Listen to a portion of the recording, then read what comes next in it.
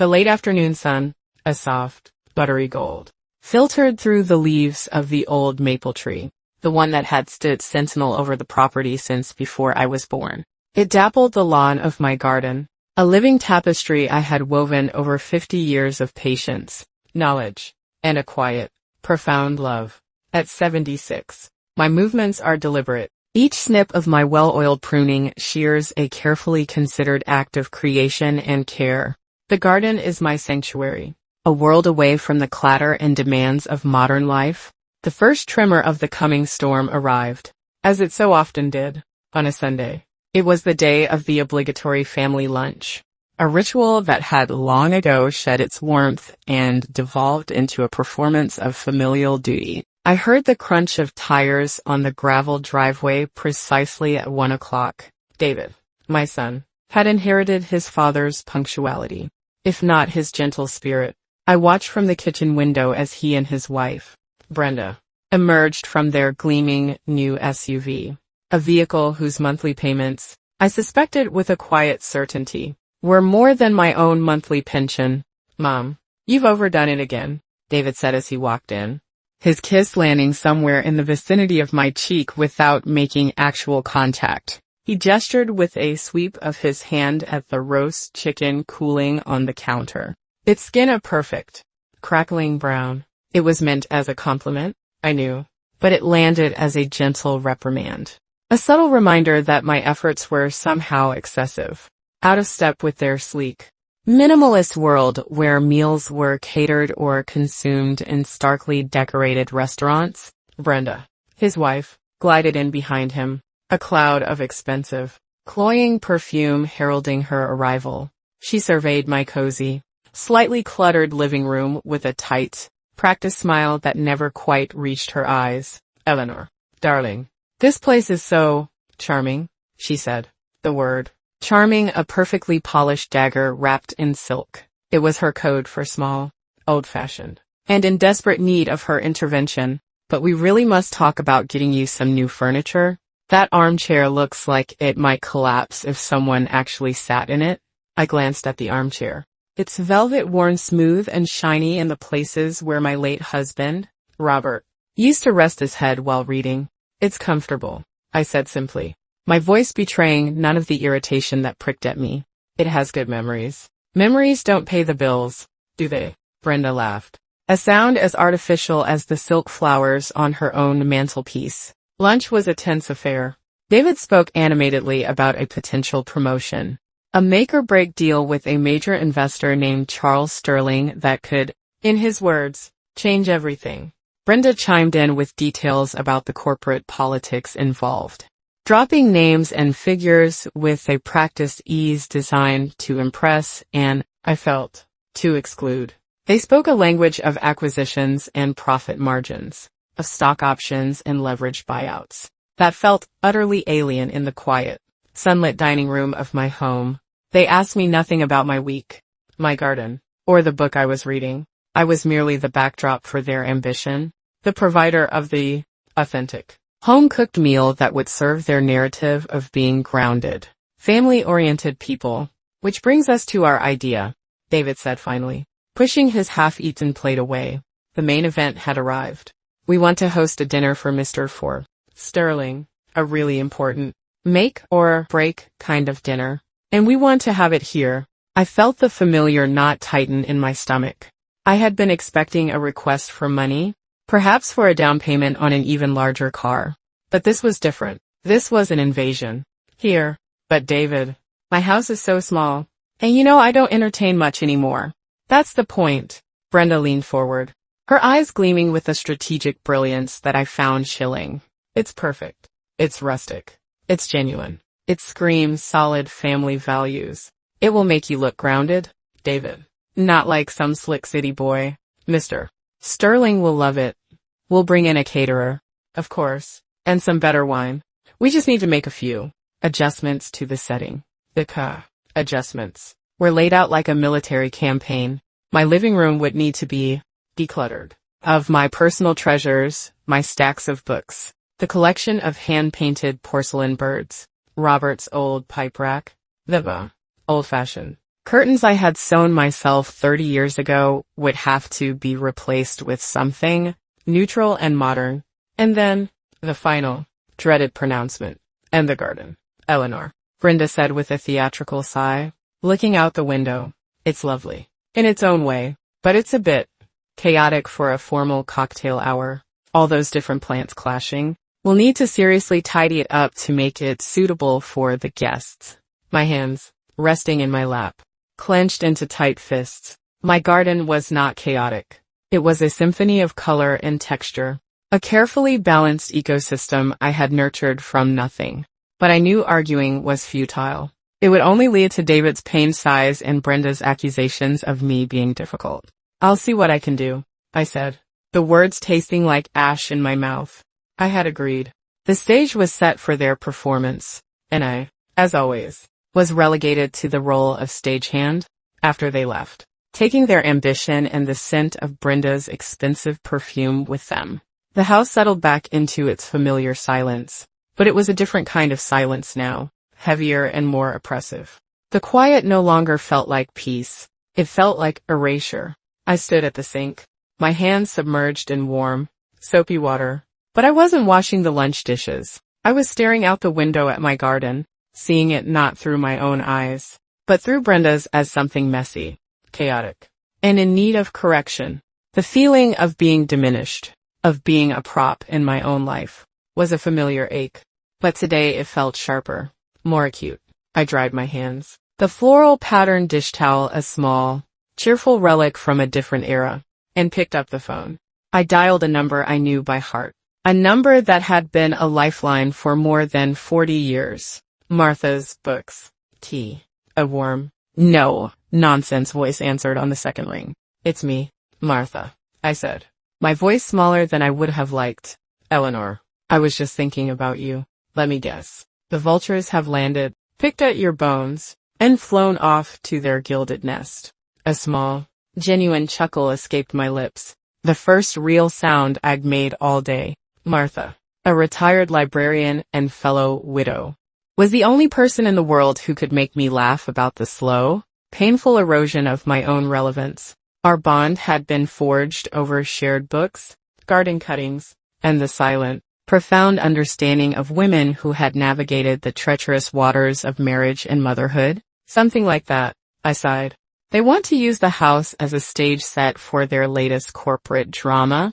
A dinner for some important investor. And I suppose your charming home requires a complete overhaul to be deemed presentable.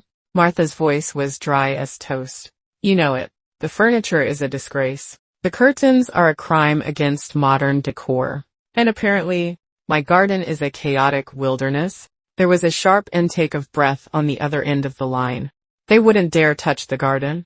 Not Eleanor's Dawn. They haven't mentioned it by name, I admitted. But Brenda made it clear that a major tidying is in order. She wants to create a space for cocktails. A space for cocktails, Martha repeated, her voice laced with contempt. They'd pave paradise and put up a martini bar. Eleanor, you have to tell them. This has gone on long enough.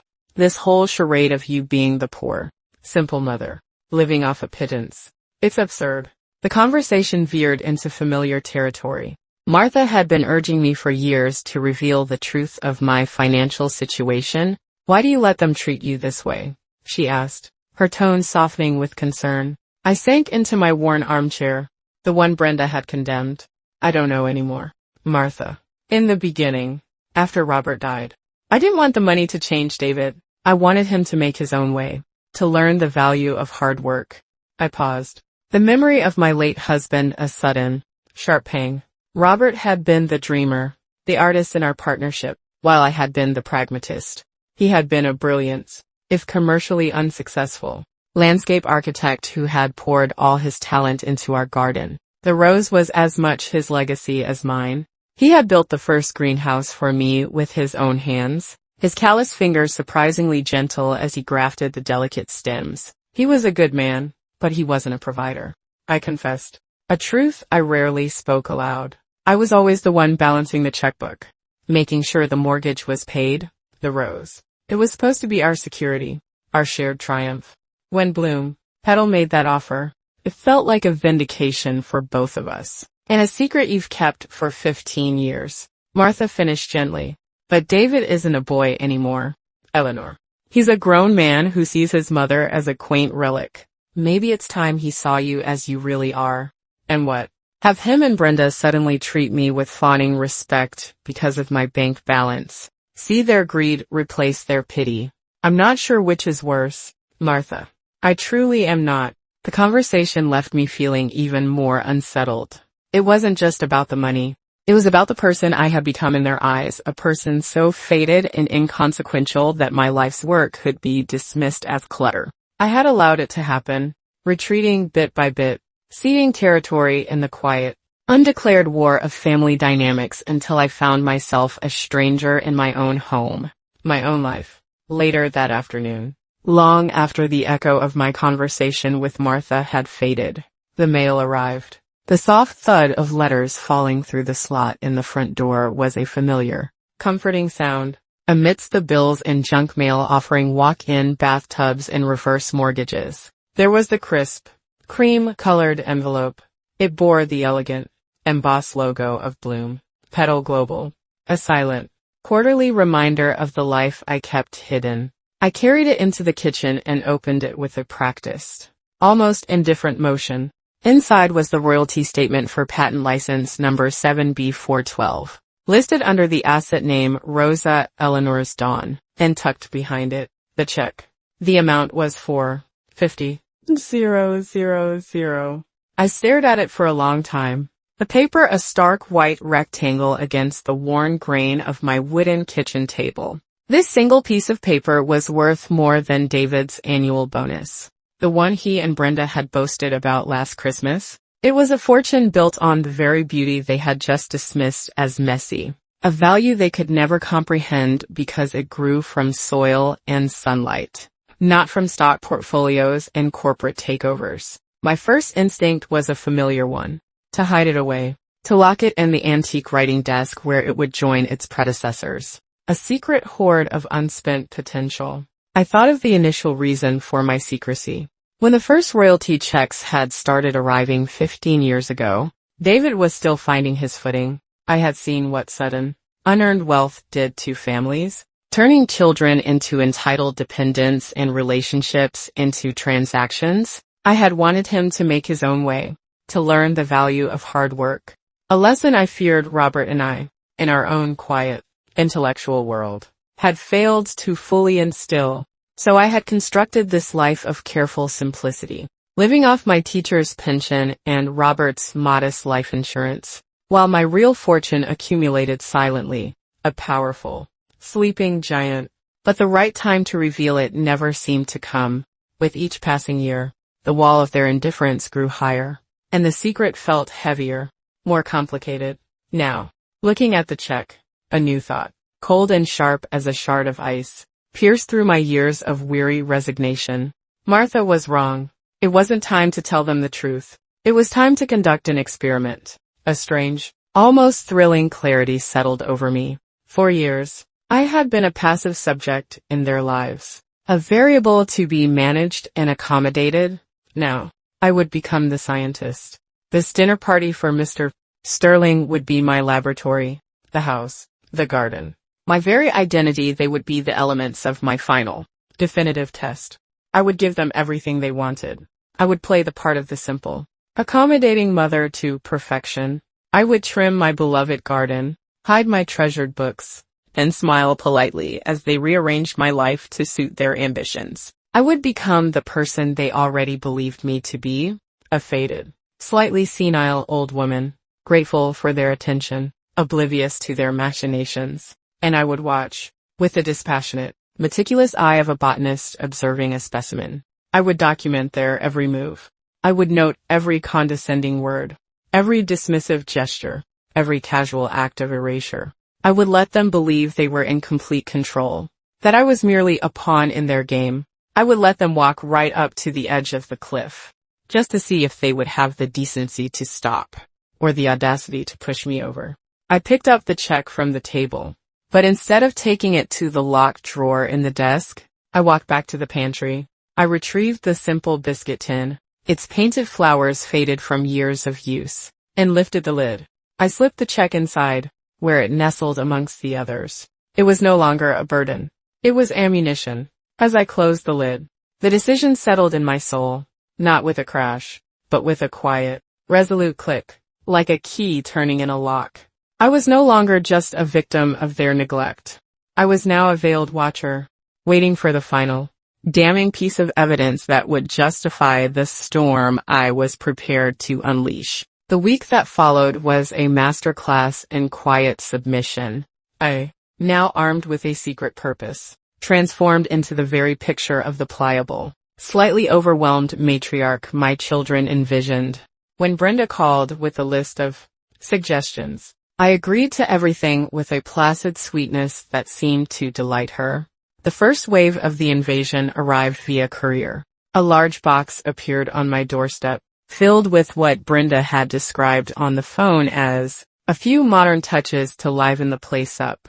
Inside, nestled in tissue paper, were a dozen gray, featureless throw pillows, a set of stark white ceramic vases that looked like laboratory equipment, and a silver-plated picture frame of such aggressive modernism that it seemed to scorn the very idea of holding a memory. Just pop these on the sofa, darling, Brenda had instructed, and maybe put away some of your knickknacks. We want a clean, sophisticated look. With a heavy heart, I began to dismantle my own life. I took down the small, framed photographs of Robert, of a young David proudly holding up a string of fish, of my parents on their wedding day. I packed away the collection of hand-painted porcelain birds I had gathered from my travels over the years. Each object was a small, tangible piece of my history. And as I wrapped them in newspaper and placed them in a cardboard box, I felt as though I were packing away parts of myself. I replaced them with Brenda's sterile vases and the gleaming silver frame, which I left conspicuously empty. My living room, once a warm and personal space, now looked like the waiting area of a high-end dental clinic. The next day, Brenda arrived in person to supervise the garden preparations. She swept onto the patio, a whirlwind of expensive linen and critical pronouncements, with David trailing behind her like a nervous footman. "Eleanor, you've done wonders," she exclaimed. Though her eyes were already scanning for imperfections, it looked so much tidier now. About the cocktail space, she marched directly to the center of the garden, to the sacred ground where Eleanor's dawn held court. She gestured expansively. "This is where the bar will go. We'll need to clear this entire bed. And that trellis with the climbing jasmine, it's far too rustic. It has to come down." I felt a jolt of panic, but I held my tongue, remembering my new role. I was the observer, not the participant. "It's a lot of work, Brenda," I said, my voice carefully neutral. "Nonsense." Brenda waved a dismissive hand. "David can handle it. He's strong." She gave her husband a pointed look. A queen commanding her subject. For the next hour, I was forced to watch as David, armed with shears and a saw, systematically dismantled a corner of the garden that had taken years to cultivate. He sawed through the thick, woody stems of the jasmine vine, its fragrant white flowers falling to the ground like snow. He dug up the deep blue salvia and the silver-leafed dusty miller, tossing them onto a growing pile of green refuse. With every cut, every shovelful of earth, I felt a corresponding cut in my own heart. I saw the sweat on my son's brow, the grim set of his jaw. He was not enjoying this. He was performing a task, obeying an order. His own connection to this place buried under layers of ambition and marital obligation. I watched him, and I recorded it all in the cold, clear ledger of my mind. This was not just about a garden. It was about power. It was about Brenda asserting her dominance, demonstrating her ability to reshape my world to fit her own aesthetic. And it was about David's complicity, his willingness to sacrifice his mother's joy for his wife's approval. When they were finally done, a significant portion of my garden lay in ruins, a raw, empty wound in the earth. "There," Brenda declared, clapping her hands together in satisfaction. "So much better, so much more open and chic. Now, when the caterers arrive, they'll have a clean slate to work with." She turned to me, a bright, false smile plastered on her face. You see, it wasn't so bad. Was it? It just needed a woman's modern touch. I looked at the pile of uprooted plants, the life I had nurtured now wilting in the afternoon sun. I looked at my son, who refused to meet my gaze, his hands stained with the soil of his own betrayal. No, Brenda, I said, my voice a quiet, chilling monotone. It wasn't bad at all. The final, unforgivable act of desecration occurred 2 days before the dinner. David and Brenda returned for what Brenda called the final walkthrough. The caterer's floor plan was in her hand, a blueprint for the temporary conquest of my home. They moved through the house, Brenda pointing and directing, David nodding in mute agreement. The sterile gray pillows sat plump and alien on the sofa. The empty silver frame gleamed mockingly from the mantelpiece. Then they stepped into the garden. The wound where the jasmine and salvia had been was a raw patch of earth, waiting to be covered by the cocktail bar. Brenda surveyed the scene with a satisfied air.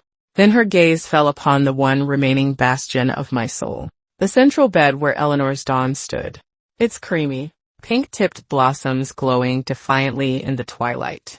You know, Brenda said, tapping a perfectly manicured nail against her chin, I've been thinking, the bar will go there. She gestured to the empty space. But this spot, this is the prime real estate. This is where Mr. Sterling will be standing when he looks out over the garden. And this rose bush is still in the way. It ruins the whole clean aesthetic. My blood ran cold. Brenda, we talked about this. That rose stays. Did we? Brenda feigned a thoughtful frown. I don't recall agreeing to that. It's the last piece of clutter. It has to go. No, I said. The word a small, hard stone in the vast emptiness of my garden. Brenda ignored me, turning to David with that familiar, steely edge to her voice. David, you know I'm right. It's the final detail. It will make the entire space look more professional, more intentional. Get the spade. David stood frozen, caught between the cold command of his wife and my silent, pleading gaze. Brenda, he began, his voice strained. It's the one thing she asked. And I am asking you to choose. Brenda said, her voice low and dangerous. Are you on the team that is going to land you this promotion? Or are you on the team that wants to sentimentalize a weed? As David hesitated, his face a mask of conflict, my mind slipped away from the manicured lawn and the impending violence. The scent of the rose, rich and complex, transported me back 30 years, to a cramped, humid greenhouse, its glass panes fogged with condensation. Flashback. The creation. The air is thick with the scent of damp earth and chlorophyll. Robert, my late husband, is by my side. His hands, usually stained with engine grease from his mechanic shop, now smudged with dark, fertile soil. He wasn't a botanist, but he was a man who understood the mechanics of life, the patience required to make things work. We are working under a single, bare light bulb. Long after midnight, surrounded by hundreds of failed attempts, trays of rose seedlings that were too weak, the wrong color, or tragically susceptible to the black spot that plagued our region. It's our 3rd year of trying. I am near tears with frustration, my back aching from hours of hunching over the potting bench. It's no use. Rob, I say, my voice thick with disappointment as I examine another wilted specimen. The genetics just won't stabilize. The pink is too aggressive, and the white is too fragile. I'm chasing a ghost. Robert puts a gentle, callous hand on my back, his touch a familiar anchor in my sea of disappointment. He doesn't offer empty platitudes. He just looks, really looks, at my work. You're the most patient person I know. He says, his voice a low, steady rumble that always soothed me. You see things in these plants that others don't. You're not chasing a ghost. You're just mapping its path. You'll get there. He points with a dirt-caked finger to a tiny, unassuming seedling in a corner pot. One I had almost discarded that morning because its first leaves were misshapen. What about that one? He asks, the runt of the litter. You said it had strong roots. Sometimes the strongest things don't look pretty at the start. I had almost thrown it out, but on his encouragement, I give it one last try. I remember the painstaking process of grafting, the weeks of waiting, the daily ritual of checking for new growth, a small prayer on my lips. But then, one spring morning, I see it. A single. Perfect. Creamy white bud. So tightly furled it looked like a pearl. As it opens over the next few days, it does something magical. The edges of the petals, kissed by the morning sun through the greenhouse glass, begin to blush with the softest, most ethereal pink. Like the first hint of color in a dawn sky, it was exactly the ghost I had been chasing. We stand together, hand in hand, staring at it in silent, reverent awe. It is more beautiful than anything I had ever imagined. My God, Robert whispers, his eyes reflecting the rose's delicate beauty. You did it. No, I say, turning to him, my heart so full it feels it might burst. We did it. What will you call it? He asks, his voice filled with a pride that is all for me. I look from the perfect blossom to his loving face. Eleanor's dawn, I whisper, because with you, it always feels like a new beginning. A sharp, metallic sound pulled me back to the present.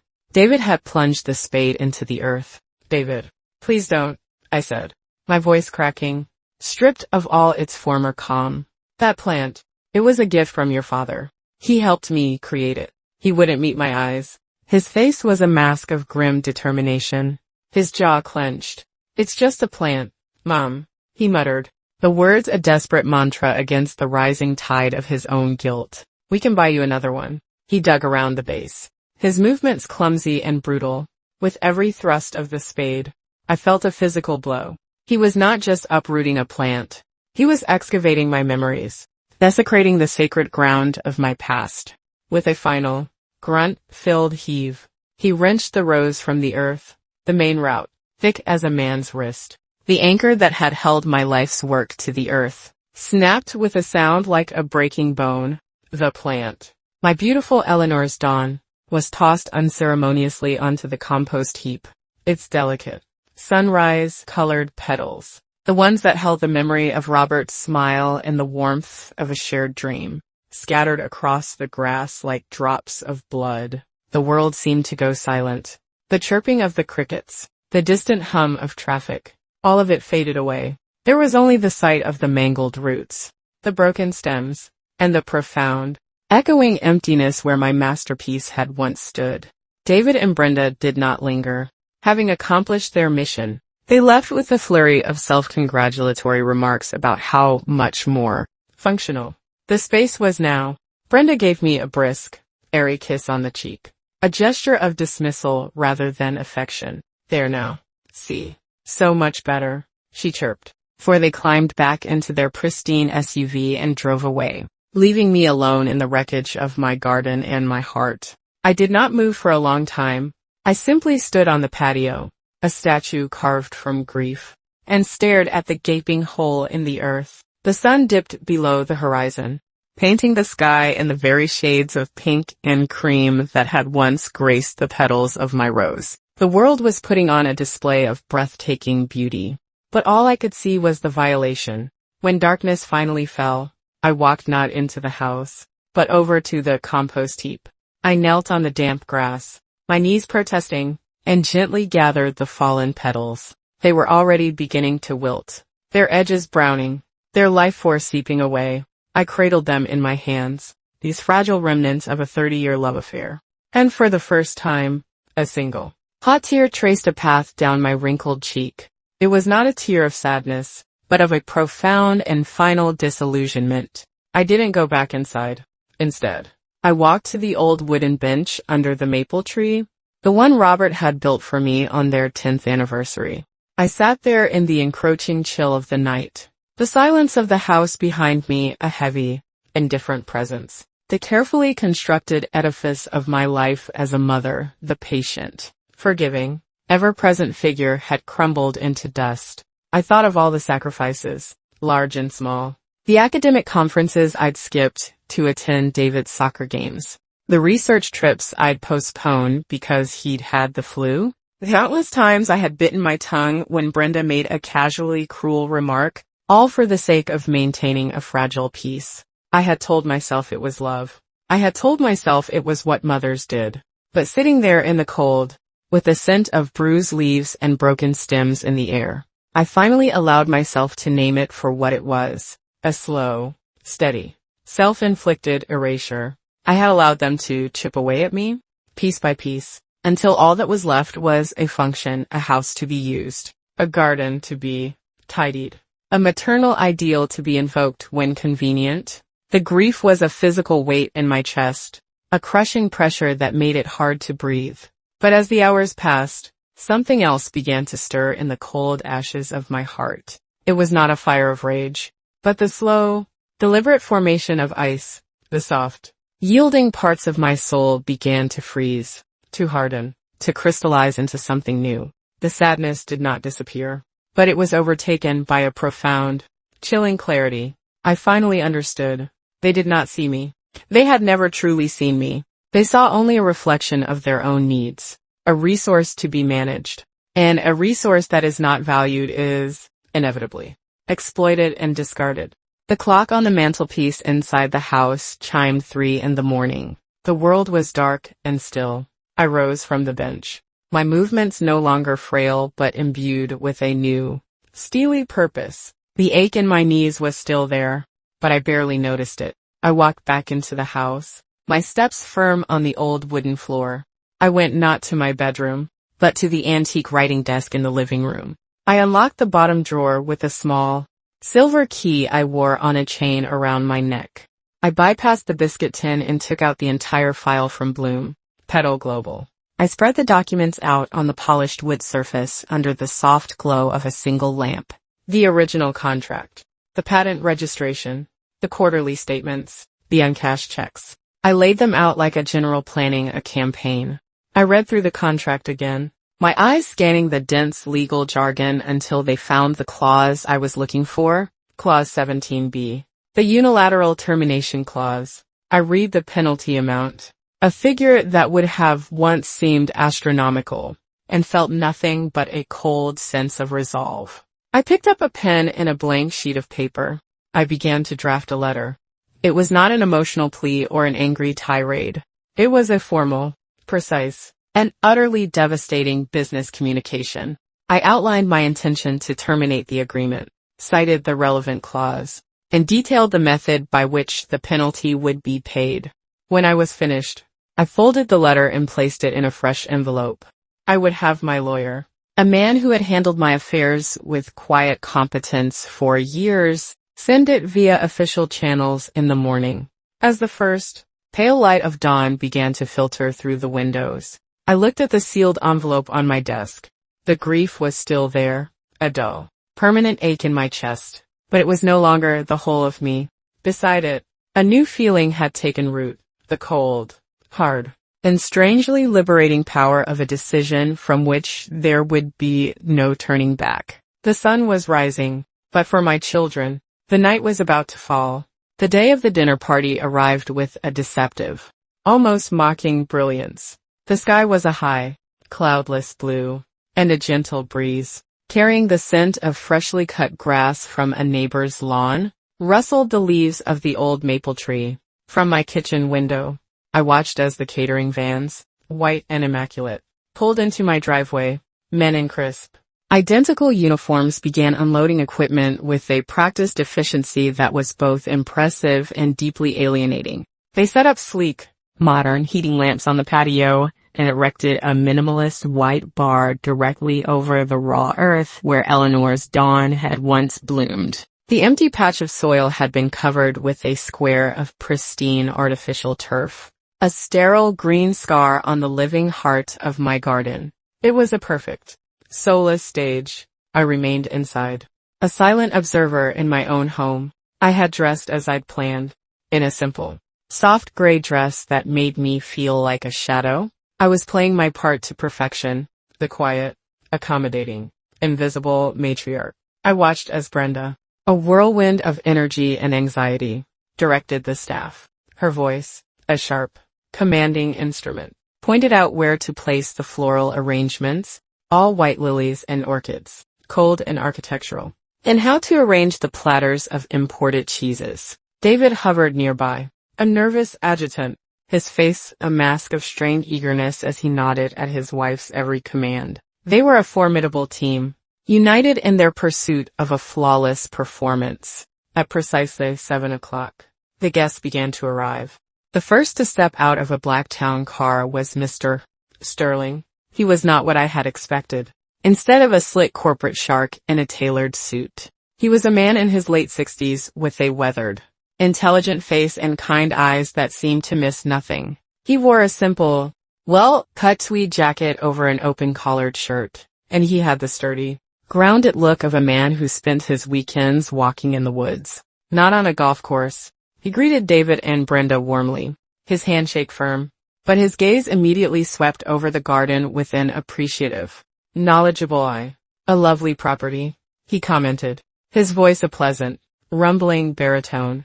"You have some beautiful specimens here. That Japanese maple is magnificent, and the soil looks wonderfully rich." "Thank you, Charles," Brenda said, preening under the compliment. "We do our best. David has quite the green thumb. You know, I, standing quietly by the French doors, had to press my lips together to keep from making a sound. David hadn't touched a trowel in 20 years, except to commit horticultural murder. As the evening began, the party swelled with the sound of clinking glasses and the carefully modulated laughter of people trying to impress one another. Mr. Sterling, however, seemed less interested in the corporate chatter than in the garden itself. While Brenda held court, describing their recent trip to Aspen, he wandered away from the main group, a glass of champagne in hand, and made his way toward the newly installed cocktail bar. He stood there for a long moment, looking down at the perfect, unnatural square of artificial grass. I watched him from a distance, my heart beginning to beat a little faster. I saw his brow furrow in a slight, puzzled frown. He bent down, his movements surprisingly agile for a man of his age, and touched the synthetic blades with his fingertips, as if to confirm his disbelief. When he straightened up, his eyes scanned the surrounding flower beds, the expression on his face that of a botanist searching for a missing, crucial piece of a puzzle. He was looking for the centerpiece. He was looking for the queen of the garden, and all he found was an empty throne. "It's a lovely spot for a bar," he said to a passing caterer, his voice carrying on the still evening air. "But a bit of a shame. This is the kind of place, full sun, good drainage, you'd expect to find something truly special." I remained in the shadows, my role as the invisible observer now feeling less like a strategy and more like a prophecy. The stage was set. The guest of honor was in place, and the fatal flaw in my children's perfect production was about to be exposed. David, seeing his prize investor standing alone, quickly extricated himself from a sycophantic conversation with another executive. He hurried over to Mr. Sterling, his face a mask of eager attention, a fresh bottle of champagne in hand. "Charles, can I top you off?" he asked, his voice oozing a bonhomie that felt utterly manufactured. No, I'm fine, David," Mr. Sterling said, his eyes still fixed on the patch of artificial turf. "I was just admiring this spot. It's the perfect location, you know. It's exactly where one would plant a prize rose. In fact, it reminds me of the ideal conditions for the Eleanor's dawn." David's practiced smile froze on his face. The name hung in the air between them, alien and menacing. I'm sorry, the what? Brenda, ever attuned to the slightest shift in a powerful man's mood, glided over to join them, her red dress a slash of color against the twilight. "Is everything to your liking, Charles?" she asked, her voice a little too bright. "Everything is wonderful, my dear," Mr. Sterling said, turning to her. "I was just telling David about a remarkable new rose hybrid. The Eleanor's Dawn. My God, what a specimen. The horticultural world hasn't seen anything like it in decades. The color, the disease resistance. It's a miracle of genetics." He warmed to his subject, his eyes alight with a genuine passion that made the surrounding corporate chatter seem hollow and insignificant. "The woman who bred it, Eleanor Vance, is a living legend, a complete and utter genius. I heard she lives right here in this town. I've been trying to get an introduction for years." He looked directly at David and Brenda, a hopeful, friendly expression on his face. "You must know of her, being locals with such a fine garden yourselves." The silence that followed was thick and heavy. David's face had gone from pale to a blotchy, unhealthy red. Brenda's perfectly painted smile was beginning to crack at the edges, a fine web of fissures appearing in her carefully constructed composure. Vance. The name sounds vaguely familiar, David stammered. The lie clumsy and transparent. But I can't say I know her personally. A real shame, Mr. Sterling said, shaking his head in genuine disappointment. I was hoping you could introduce me. You see, my wife is a fanatical rose collector. I was planning to secure one of the first commercial bushes for her birthday. Bloom. Petal Global is handling the exclusive distribution. They paid millions for the rights. Million. He took a thoughtful sip of his champagne, oblivious to the maelstrom of panic swirling in the eyes of his hosts. In fact, he continued, a thoughtful look on his face. Our company's new corporate campus. We had a massive landscaping contract with Bloom. Petal. The plan was to make Eleanor's Dawn the centerpiece of our gardens. A huge project. It was one of the reasons I was so keen on your proposal. David. A man who appreciates green spaces, I always say, is a man who understands long-term growth and value. It was at that precise, catastrophic moment that my son's phone buzzed in his pocket. It was a sharp, insistent vibration, like an alarm bell signaling imminent doom. He fumbled for it, his hands shaking so badly he almost dropped it. He glanced at the screen, and the last vestiges of color drained from his face. The caller ID read, Jonathan Pierce, CEO. Excuse me, he croaked, his voice a strangled whisper. I have to take this. He stumbled away from the bar, his movements jerky and uncoordinated, and sought refuge behind a large azalea bush as if it could shield him from the coming blast. Brenda was left alone, stranded in the spotlight of Mr. Sterling's pensive gaze. She attempted a brittle laugh. David is so dedicated, she chirped. The sound high and unnatural, always on call. He worked so hard for that promotion. Mr.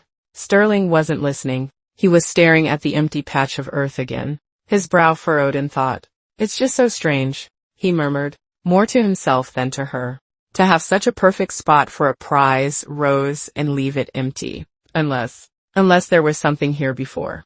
From behind the azalea bush, a strangled cry of pure anguish could be heard. It was David. The first domino had just fallen.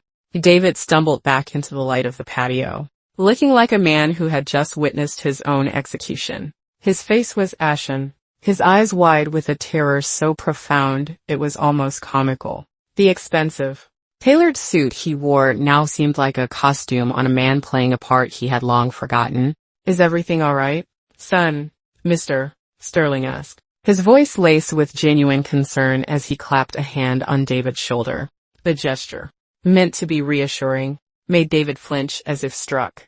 Before David could form a coherent word, his boss's voice, a furious, tinny squawk, erupted from the phone still clutched in his trembling hand. He had forgotten to end the call. The speakerphone, accidentally activated in his panic, broadcast the CEO's rage across the suddenly silent patio. A complete and utter disaster. David. Sterling just pulled the plug. He's withdrawing all funding. The deal is dead.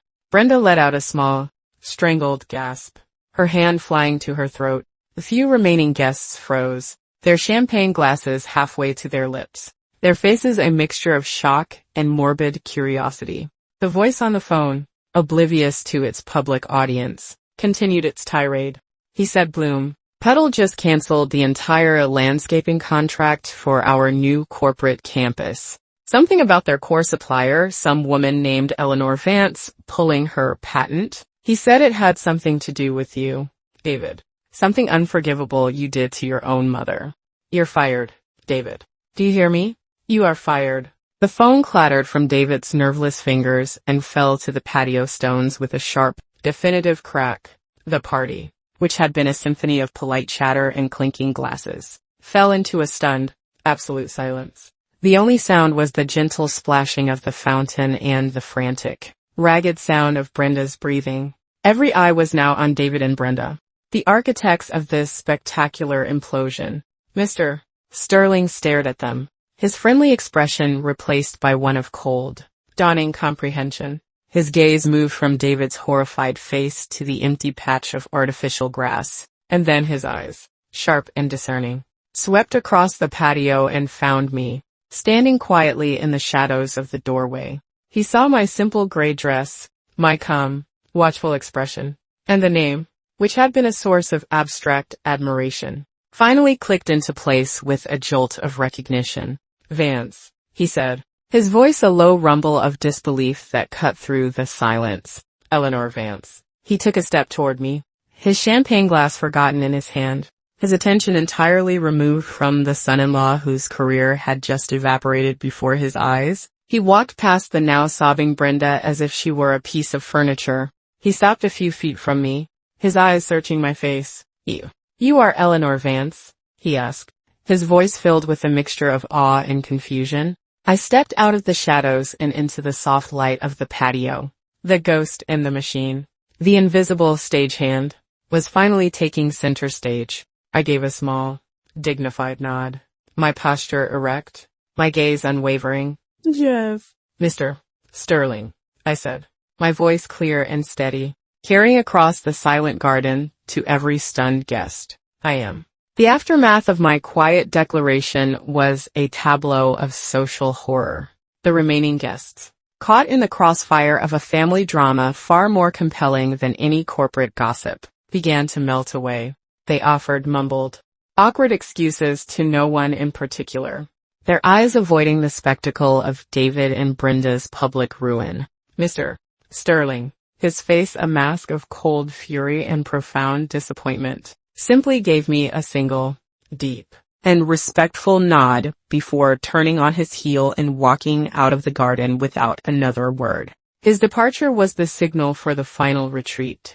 Within minutes, the perfectly manicured lawn was empty, save for the abandoned canapes, the wilting lilies, and the shattered remnants of David and Brenda's ambitions. They didn't follow me into the house immediately. I could hear their frantic, whispered argument from the patio. A venomous exchange of blame that was ugly even from a distance. "This is your fault. You and your stupid, pretentious party," David hissed, his voice cracking with despair. "My fault," Brenda shrieked back, her voice a ragged tear in the fabric of the night. "You're the one who took a spade to a multi-million-dollar rose bush. You idiot. You absolute, complete idiot." I walked calmly into my living room, the room they had deemed cluttered and dark. I sat at my favorite armchair, the one with the worn velvet that molded perfectly to my form, and picked up the book I had been reading earlier. I didn't open it. I just held it, its weight a small, solid comfort in my hands, and waited. The house was mine again. The silence was mine. The power was mine. They finally stumbled in, looking like survivors of a shipwreck. Their expensive clothes were rumpled, their faces pale and streaked with a mixture of sweat and, in Brenda's case, running mascara. David looked like a man who had aged 20 years in 20 minutes, his shoulders slumped in utter defeat. Brenda's designer dress was stained with wine, her carefully constructed elegance in ruins. "Mom," David began, his voice a raw, desperate croak that was almost unrecognizable. "What have you done?" I looked up from my book, my gaze as cool and clear as a winter sky. I took a slow, deliberate breath before I spoke. "I believe the more pertinent question, David, is what have you done? This is about the rose, isn't it?" Brenda snapped, her voice ragged with a combination of rage and disbelief. "You've ruined our lives, my husband's career, our future over a stupid flower." "Stupid." My voice was quiet, yet it seemed to absorb all the sound in the room, leaving a ringing silence in its wake. I also told him the story about this flower. "That stupid flower, Brenda," I said, my voice pulling them back to the harsh reality of the present, "was the culmination of a decade of work, of hope, of love. It was the one thing I created with your father that was entirely ours, and you had it destroyed to make room for an oyster bar." David flinched as if I had struck him. He finally looked up from the floor, his eyes filled with a desperate, pleading confusion. "We didn't know," he mumbled, the words weak and hollow in the charged silence of the room. "We didn't know it was worth money. You never told us." "And that," I said, my voice gaining a cold, incisive edge, is the heart of the matter, isn't it, David? Its value to you is only measured in dollars. You never saw its true worth, the years of labor, the scientific dedication, the love that went into it, because those things don't appear on a balance sheet. You have been so blinded by your pursuit of wealth that you can no longer recognize any other kind of value. Not in a flower, and certainly not in your own mother. That's not fair, he protested, his voice rising with a note of childish indignation. I've always been proud of you. Proud of me. I let out a short, mirthless laugh. Were you proud of me, David? Or were you proud of the convenient, uncomplicated idea of a mother you kept in a box in your mind? The one who baked cookies and provided a cozy backdrop for your ambitions, but whose own life, whose own passions, were never important enough to warrant your actual attention. My words hung in the air, sharp and undeniable. I saw a flicker of recognition in his eyes, the dawning horror of a man forced to look at a portrait of himself he did not like. I thought of all the years, the countless moments I had tried to share my world with him, only to be met with a polite, impenetrable wall of indifference. Flashback. The dismissal. David is 21, home from college for the holidays, and he's brought his new girlfriend, Brenda, to meet me for the first time. I, proud and a little nervous, have spent the entire day preparing. The house is immaculate, and a pot roast, his favorite, is slow cooking in the oven. After the initial awkward pleasantries, I take them on a tour of my garden, which is in the full, riotous bloom of high summer. I point out the rare heirloom tomatoes I'm growing from seeds I ordered from a small farm in Italy. I show them the fragrant climbing jasmine that Robert had planted for me. And finally, with a swell of pride that makes my voice tremble slightly, I lead them to the central bed where a dozen bushes of Eleanor's dawn are in glorious, breathtaking bloom. I developed this one myself, I say. My voice, soft with the quiet joy of accomplishment, is a cross between a peace rose and an old English shrub I found. I am about to explain the complex genetics, the challenge of achieving the color stability. But I see Brenda's eyes glaze over. The younger woman glances at the magnificent blossoms with a bored, dismissive air, as if looking at a particularly uninteresting patch of wallpaper. Oh, that's nice, Brenda says, her attention already elsewhere. She turns to David, her face lighting up with genuine enthusiasm for the first time. David, did you tell your mother about the new convertible we're thinking of buying? It's a BMW, Eleanor. The Z4, it's just fabulous. Later, while I am in the dining room setting the table with my best china, I overhear their conversation from the kitchen. Brenda's voice is a low, conspiratorial whisper. Your mother is sweet, David. Really? She says, but a little provincial. Don't you think? All this fuss over dirt and flowers. It's hardly a career. It's a bit embarrassing, actually. I freeze, a porcelain plate growing heavy in my hands. I wait, my heart pounding, for my son to defend me, to say, that's my mother's passion, and I'm proud of her, to say anything at all. But all I hear is David's easy, complicit laughter. I know, he says, trying to impress the sophisticated girl beside him. She's from a different generation. Don't worry, once we're married, we'll be living a very different kind of life. The memory was as sharp and painful now as it had been then. My gaze, hard as diamond, returned to my son, who was now staring at me, his mouth slightly agape. You have lived your entire adult life, David, I said, my voice cutting and precise, believing that my life, my passions, were small and insignificant, a quaint hobby for a lonely old woman. You never once asked about the science behind it, the years of research, the articles I published in obscure horticultural journals. You never asked because you weren't interested. It didn't involve money or status, so it didn't register on your scale of importance. I didn't understand, he stammered, the excuse sounding feeble even to his own ears. No, I corrected him. You didn't try to understand. There is a difference. You were so busy climbing your corporate ladder, so desperate to impress your wife and her world of shiny, expensive things, that you willingly participated in the diminishment of your own mother. You let her convince you that I was something to be managed, to be embarrassed by, to be kept at a polite distance. I stood up then, the book falling unheeded to the floor. I walked to the old writing desk, the one Robert had refinished for me as a birthday gift. I took the biscuit tin from the drawer and placed it on the coffee table with a soft, metallic thud that echoed in the silent room. I opened it and laid the contents out for them to see. The original. Signed contract with Bloom, Petal Global. The official patent documents. The termination notice I had drafted. And the stack of uncashed checks. Brenda's eyes, which had been narrowed in anger, now widened in avaricious disbelief. David stared, his face a canvas of utter, uncomprehending shock. He picked up one of the checks, his hand trembling so violently the paper rattled. $50,000, he whispered, the words catching in his throat as he read the amount. This is just for 1/4. That, I said, my voice devoid of triumph, only a profound, aching sadness. Is the price of the messy shrub you threw on the compost heap? That is the value you fail to see. And that is the inheritance you have, just, quite literally, thrown away. The sight of the checks, the tangible proof of a world they never knew existed, shattered their remaining composure. Brenda, who had built her identity on the acquisition of expensive things, simply stared, her mouth opening and closing like a fish, no sound coming out. The sheer scale of the wealth she had so casually disdained was too much for her to process.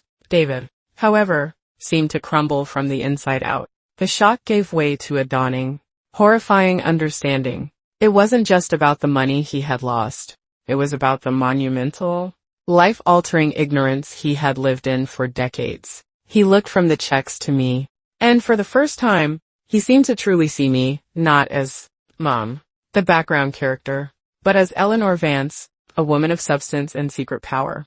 I don't understand, he said, his voice a hollow echo of his former confidence. Why? Why would you hide all this from us? Hide it. My voice was laced with a weary irony. David, my life's work was in plain sight, blooming in the center of the garden for 30 years. You simply chose not to look. I didn't hide my success. You were just too busy looking for a different kind of success to notice it.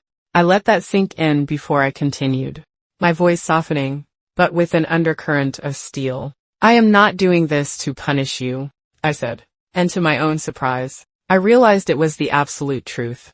The desire for revenge had burned away, leaving only a clear, cold certainty. I am doing this because you have left me no other choice. For years, I have made myself smaller to make you feel bigger. I have silenced my own life so as not to inconvenience yours. I accepted your casual cruelty and your benign neglect because I told myself that's what mothers do, that my love was unconditional. I paused, my gaze sweeping over both of them, seeing them not as monsters, but as flawed, grasping people. But I was wrong. A mother's love should not be a blank check for disrespect. It is not an endless resource to be exploited until it is exhausted. You destroyed the one thing that brought me joy. Not out of active malice, but out of a complete and utter indifference to who I am as a person. And that I can no longer abide. I picked up the formal termination notice I had drafted. The contract is broken. The income stream is gone.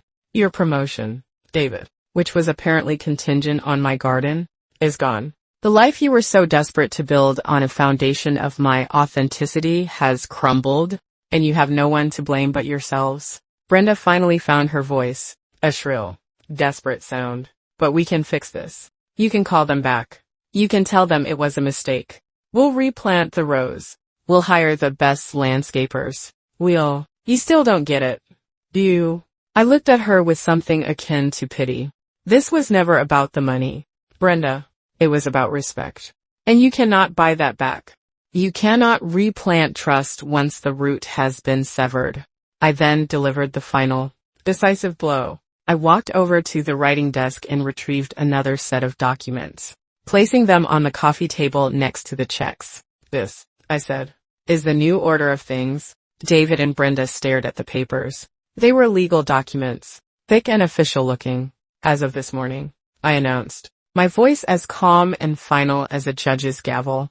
I have established the Eleanor and Robert Vance Foundation for Horticultural Advancement, the entirety of my assets, including the patent for Eleanor's Dawn, Witch Bloom.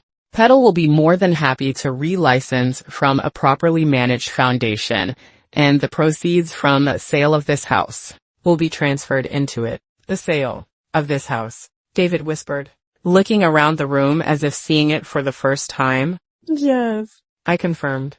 I will be moving. I find I no longer have any sentimental attachment to this place. The foundation will be dedicated to providing scholarships and grants to young, passionate botanists and gardeners, people who see the true value in nurturing life, not just exploiting it. My friend Martha has agreed to sit on the board, as has a very promising young student I've been mentoring. I look directly at my son, my eyes holding no anger, only a vast, sorrowful distance. You, David, will receive a modest monthly stipend from the foundation, enough to live on, but not enough to support Brenda's case. It is the allowance of a dependent, not the inheritance of an heir. It is what you have always treated me as, so I assume you will find it fitting. I then turned to Brenda. As for you, Brenda, you will receive nothing. You are not family. You are a liability that I am finally writing off. The finality of my words hung in the air, absolute and irrevocable. I had not just taken away their future wealth. I had dismantled their past, redefined their present, and erased them from my legacy.